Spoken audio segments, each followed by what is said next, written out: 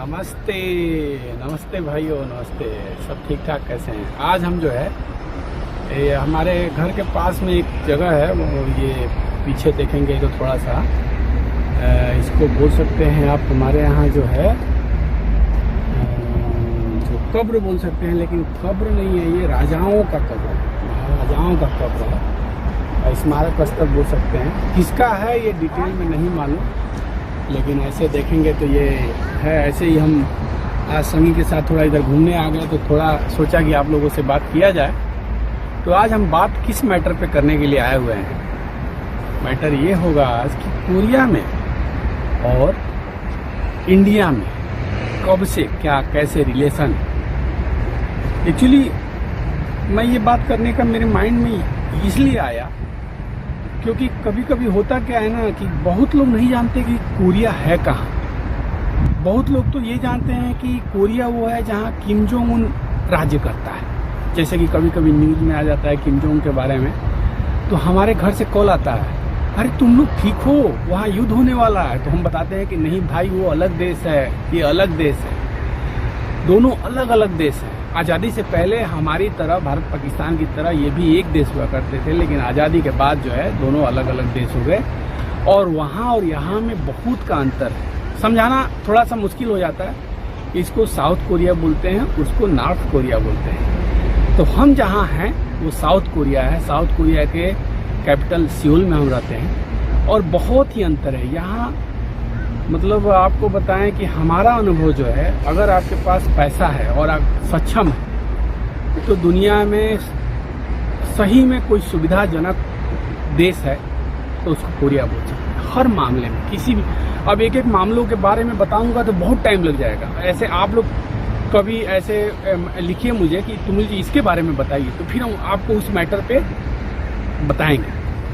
तो आज हम आए हैं इंडिया का और कोरिया का रिलेशन कब से और कैसे है। बहुत कम लोग जानते हैं भारत में। हमारे यहाँ अयोध्या की महारानी से, अयोध्या की राजकुमारी से यहाँ के राजा की शादी हुई है। इतिहास है ये, लगभग 2000 साल पहले मान के चलिए। किम सुरो नाम का राजा हुआ करता था यहाँ पर।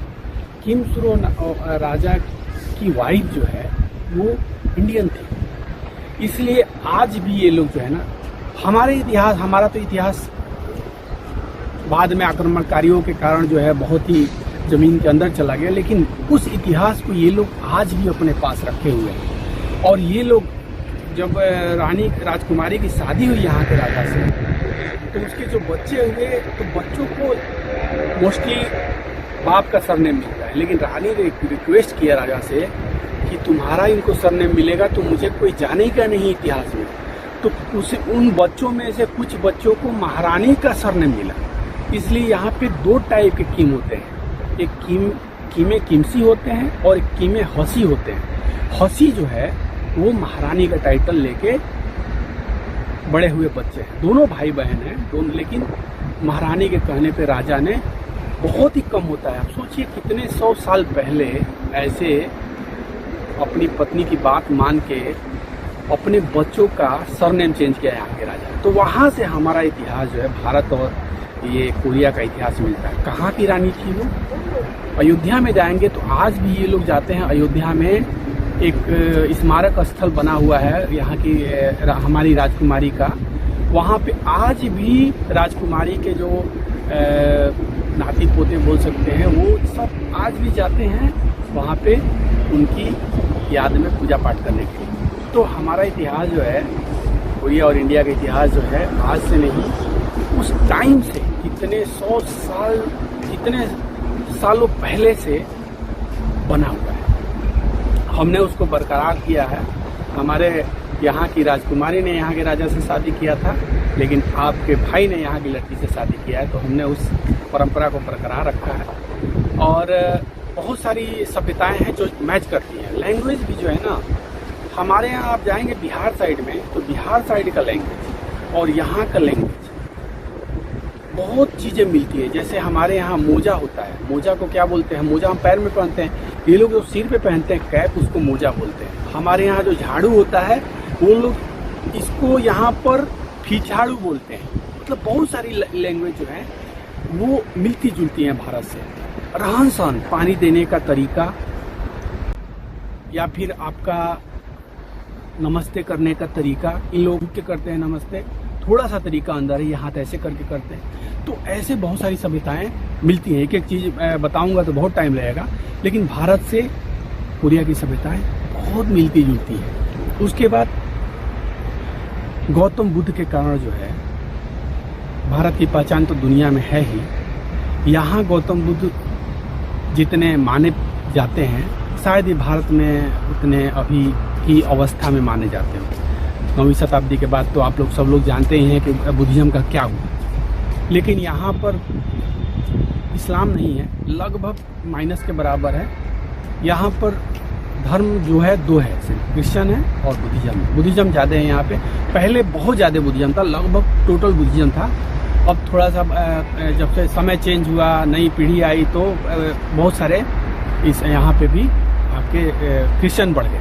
लेकिन बुद्धिज्म आज भी, बुद्धिज्म की मात्रा यहाँ पर ज़्यादा है और लोग जाते हैं यहाँ से इंडिया में पूजा करने। आप जाएंगे हमारे लखनऊ के पास श्रावस्ती है, श्रावस्ती हुआ, या फिर लुम्बिनी हुआ, या फिर गोरखपुर के पास आप जाएंगे कुशीनगर हुआ, या फिर बोध गया हुआ, राजगीर हुआ। ये सब जो है बुद्धिस्ट प्लेस हैं।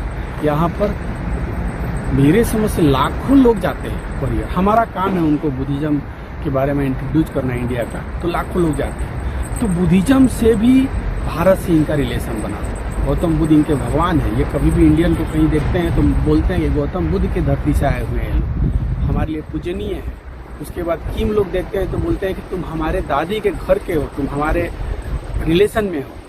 तो ये सब इतिहास से ही कोरिया और भारत का रिलेशन है। तो ऐसे रिलेशन के होने के बाद, चूंकि कोरिया एक छोटा देश है, हमारे यहाँ मतलब समझ जाइए कि यूपी से भी छोटा एक देश है, बहुत छोटा देश है। लेकिन इन लोगों ने जितना मेहनत करके अपने देश को आगे किया है, उस मेहनत को, इनके हिस्ट्री को आप जब पढ़ेंगे तो पता चलेगा। 50-60 साल पहले बहुत गरीब थी कंट्री है, क्योंकि यहाँ पर भी चाइनीज आक्रमण किया है।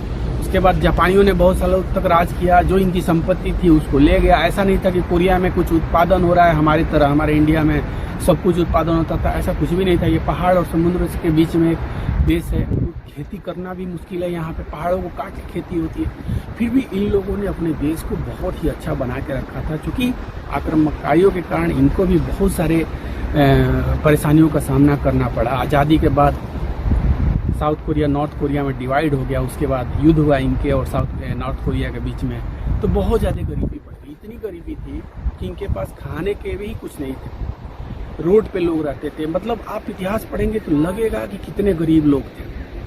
लेकिन जो इन्होंने मेहनत किया, और आज आप इस कोरिया को देखेंगे तो लगेगा कि सही में इन लोगों ने मेहनत किया। हर जगह पे मेहनत किया, दिन रात मेहनत किया, और सही में ये लोग आज जितना आगे हैं, ये एक प्रमाण है दुनिया का। ये लोग बोलते हैं कि अरे कोरियन बहुत स्ट्रेस में जीते हैं। एक्चुअली इनका इतिहास ही है स्ट्रेस में जीने वाला। ये लोग जो है ना, इतना मेहनत से आगे बढ़े हैं ना कि उस डर में जीते हैं कि मैं कहीं फिर से उस अवस्था में न चला जाऊं। हम लोग LG, सैमसंग, हुंडई, ये 3 कंपनियों को मानते हैं कि साउथ कोरिया की कंपनी है। बहुत लोग नहीं भी जानते हैं। मैं भी बचपन में जानता था कि ये जापान की कंपनियां हैं, कोरिया की कंपनी नहीं जानता था। कोरिया कहाँ ये भी नहीं जानता था। जैसे टीवी हमारे यहाँ कभी LG या सैमसंग की टीवी आ गई तो हम समझते थे कि जापान की कंपनी है। हुंडई के बारे में तो हम कुछ बात जानते भी नहीं थे।